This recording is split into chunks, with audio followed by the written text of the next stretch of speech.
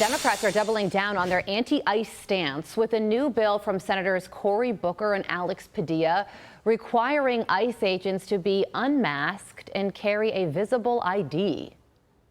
The bill is actually pretty straightforward.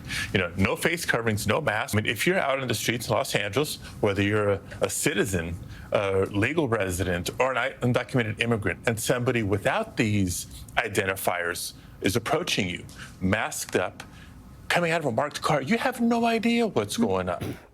Fox News contributor and senior writer for the Washington Examiner, Joe Concha, joins us now. Joe, this bill has zero chance of passing the Senate, yet they are engaging in theatrics to rile up their base even further, despite the recent attacks on ICE agents. And let's be clear, Joe, those were attempted shootings and killings of ICE agents. They tried to kill these ICE agents, Joe. What are they doing here?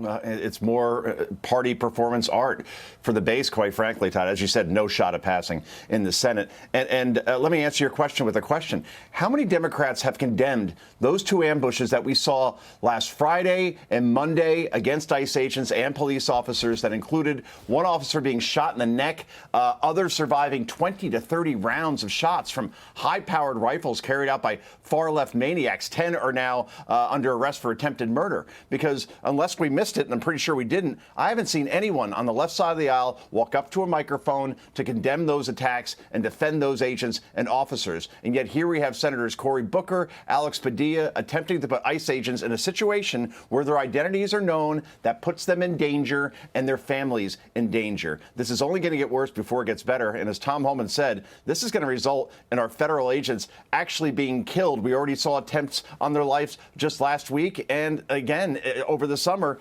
as ICE agents try to do their job, you got to think more ambushes may be in store. And unless members of both sides of the aisle and the media condemn these without ambiguity, it's going to keep happening over and over again. Yeah, and to hear Alex Padilla, any Democrat, demanding that people not wear face coverings, as he said in that clip, is also very notable. But maybe Democrats should meet with ICE agents and say, talk to them about their concerns.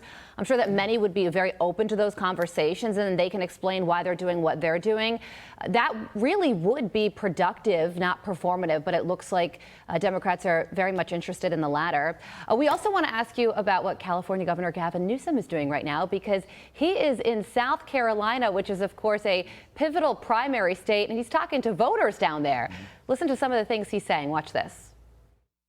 We cannot let him win. De facto, this presidency will end in 18 months. I'm here in hope and expectation that you are here not just for yourself tonight, but you're here for each other. And you're here to repair this nation. Because if you do, I promise you, the best is yet to come. So he's speaking to people in coffee shops, he's taking pictures, speaking to small business owners, posing for photos. Is he already on the 2028 campaign trail, Joe? Oh, Carly, I think he's been on the 2028 campaign trail for some years now. And it's no coincidence that he went to South Carolina. That's what Democrats rigged to be the first primary state instead of Iowa, as had been the case for many, many years. But let me share with you quickly a poll from Inside California Politics in the Hill. Let's see. 6 in 10 California residents do not think Gavin Newsom should run for president in 2028. His own residents, 75% of independents, 8 in 10 Republicans. So if Gavin Newsom wants to be president, he's got to win over independents in places like Pennsylvania, Wisconsin, Michigan, North Carolina, Georgia, Arizona, South Carolina.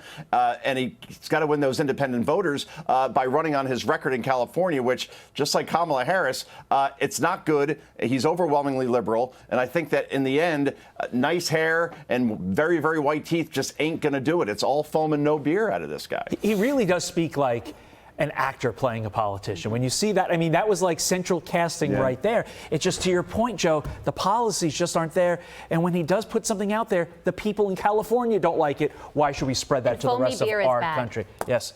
It's not. That's not good. Joe Concha is good. We appreciate his time, as always. Thanks, Joe. I'm Steve Doocy. I'm Brian Kilmeade. And I'm Ainsley Earhart. And click here to subscribe to the Fox News YouTube page to catch our hottest interviews and most compelling analysis.